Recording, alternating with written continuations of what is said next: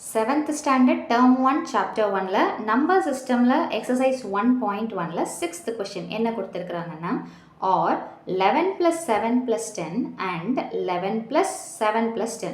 நான் படிக்கும்போது பார்த்தீங்கன்னா அந்த bracket வர இடத்துல ஒரு pass கொடுத்தேன். ஸோ அந்த மாதிரி படிங்க, which means 11 plus 7 plus 10 தனியாக தெரிகிற மாதிரியும் 11 plus 7 plus 10 சேர்ந்து வரா மாதிரியும் இது ஈக்குவலான்னு கேட்குறாங்க. அப்படி ஒரு வேளை ஈக்குவலாக இருந்ததுன்னா என்ன ப்ராப்பர்ட்டி? தமிழ் மீடியம் பார்த்தீங்கன்னா இது ரெண்டும் சமமானு கேட்டுட்டு இது எந்த விதி அல்லது பண்பின் கீழ் வருது அப்படின்றது தான் கேள்வி. ஸோ இப்போ நம்ம ஃபஸ்ட்டு 11 + 7 ப்ராக்கெட்டில் இருக்கிற மாதிரியும் +10 தனியாக இருக்கிற மாதிரியும் இருக்கிறத எடுத்துக்கிறோம்.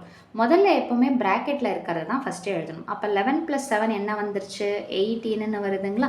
ஆட் பண்ணியாச்சுன்றதுனால இந்த ப்ராக்கெட் தேவை கிடையாது. அப்போ அடுத்தது என்ன இருக்குது? +10 அதை எடுத்து எழுதிக்கிறோம். 18 + 10 என்ன வந்துடும் அப்படின்னு பார்த்தீங்கன்னா 28. இது ஒரு செட்டு முடிச்சாச்சு. அடுத்தது பாருங்கள், 11 + ப்ராக்கெட்டில் என்ன இருக்குது? 7 + 10.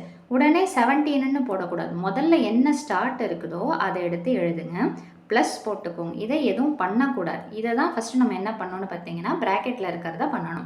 ஸோ 7 + 10 என்ன வருதுன்னு பார்த்தீங்கன்னா 17. ப்ராக்கெட் போடணுன்ற அவசியம் கிடையாது, ஏன்னா இதை நம்ம ஒரே நம்பராக மாற்றிட்டோம்.